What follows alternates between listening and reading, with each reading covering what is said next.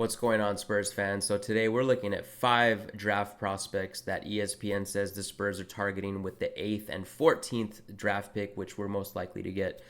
So let's get right into it with today's video. Hit that like and subscribe, and go Spurs go.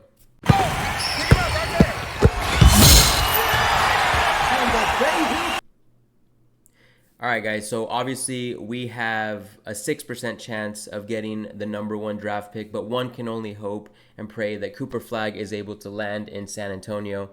Stop it. Get some help. But with that being said, we are projected to most likely have the number 8 and number 14 pick. So let's get right into it. We have Carter Bryant, Kasparis Jakusionis, Con Canupul, Liam McNeely, and Will Riley. Right now, I just have them in alphabetical order, but we're going to get right into 5, 4, 3, 2, 1. So starting with the one that I personally think we should avoid. So at number 5, I have Kasparis Jakusionis. Hopefully I'm pronouncing that right. If not, correct me down, please, below in the chat. So I forgot to put their height, but I'll make sure to put him on the screen, their height and weight. But I have him at number 5 because I do believe he is 6'6" and he is a guard.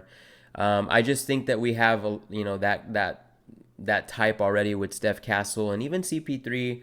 Even though he is a little bit smaller, I think his game is continuing to age so well that he may be available longer than people think. And Steph Castle's our guy. So Kasparis, I don't really see too much of a fit for you. I mean, we still even have Devin and Keldon.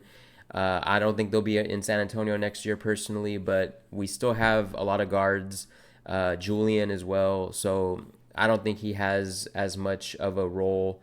And I heard his three-point shooting is not that great. So Kasparis, I have you at number 5, my guy. Next up, we have Will Riley, 6'8", 195 out of Illinois. You hear 6'8", pretty good size, but 195 from what you can tell kind of from his pictures, he's a little bit smaller in terms of muscle than most guards, or forwards, I should say. So we already have Jeremy. We already have Devin, who have some pretty good size. Even Julian's pretty good with his size. So I think that Will's at number 4 because he is a little bit smaller at 6'8", in terms of his weight. And then you look at his weaknesses, 3-point percentage. We really need 3-point shooting. And then I don't think he really offers too much, especially with the next player that we have, who's also 6'8", Carter Bryant. He's 225, so I think that his size is a lot better for us. And you look at his strengths. A very defensive-minded player. Does not have a very, it doesn't even say anything about his 3-point game, but I think his blocks, his defensive mindedness will be good for Mitch and the team moving forward, and to complement him along Wemby. So big forward, 6'8", who can help with the defense in the paint.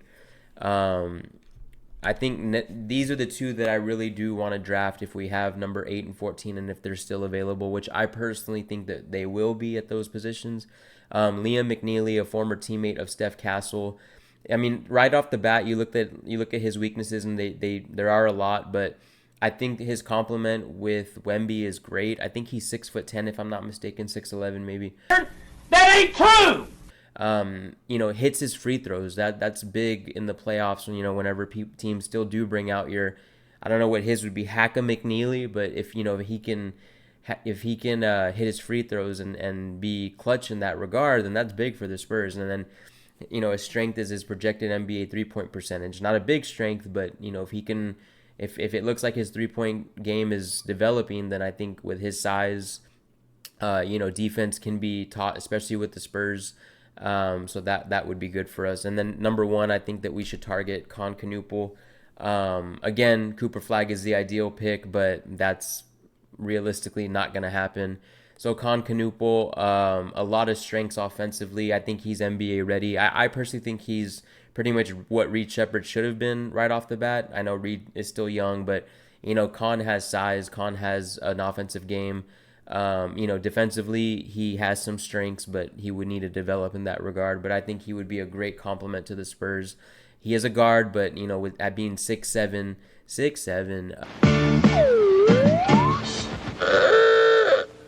I think that he would really complement what the Spurs need, both offensively and then eventually defensively. So that's my order for the Spurs.